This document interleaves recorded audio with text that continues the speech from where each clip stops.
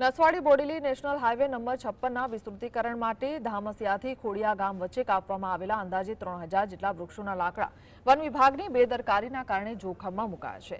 Highway કોન્ટ્રાક્ટરે લાખોની કિંમતના આ લાકડા વન વિભાગને સોંપ્યા બાદ વન વિભાગે કુંડિયા બ્રિજ પાસે હેરણ નદીના કિનારે તેનો મોટો ઢગલો કરી દીધો છે। સ્થાનિકોના જણાવ્યા મુજબ ચોમાસામાં હેરણ નદીમાં 10 થી 15 ફૂટ સુધી પાણી આવતા આ 50 લાખથી વધુની કિંમતના લાકડા તણાઈ જવાની અને સરકારને મોટું આર્થિક નુકસાન થવાની ભીતિ છે। આશ્ચર્યની વાત એ છે કે ચોમાસું નજીક હોવા છતાં વન વિભાગે હજુ સુધી આ લાકડાની હરાજી માટે અપસેટ વેલ્યુ નક્કી કરી નથી, વેચાણની કોઈ પ્રક્રિયા હાથ ધરી નથી। એક તરફ પર્યાવરણને નુકસાન કરીને વૃક્ષો કાપવામાં આવ્યા ત્યારે બીજી તરફ તૈયાર લાકડાના નિકાલમાં વિલંબ અને જોખમી સ્થળે સંગ્રહ વન વિભાગની કામગીરી સામે ગંભીર સવાલો ઊભા કરે છે। ધામસિયાથી બોડેલી તાલુકાના જબુ ગામ સુધી રોડ પહોળો કરવાની કામગીરી નેશનલ હાઈવે 56 વિભાગ દ્વારા કરવામાં આવી, જેમાં છોટાઉદેપુર જિલ્લાના વન વિભાગના 3000 જેટલા વૃક્ષો હતા રોડની સાઈડમાં તે કાપવામાં આવ્યા।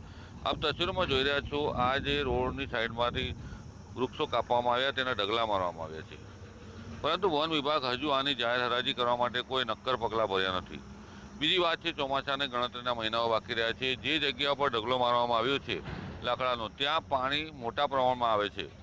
આ લાકડા પાણીમાં તણાઈ જાય તેવી શક્યતાઓ છે। લાખો રૂપિયાના વૃક્ષોની કિંમત છે અને જે સરકારની તિજોરીમાં જમા થાય તેમ છે, પરંતુ વન વિભાગના અધિકારીઓ કાળજી લેતા નથી। જો આ લાકડાની હરાજી સમયસર નહીં કરવામાં આવે તો આ લાકડા પાણીમાં તણાઈ જશે।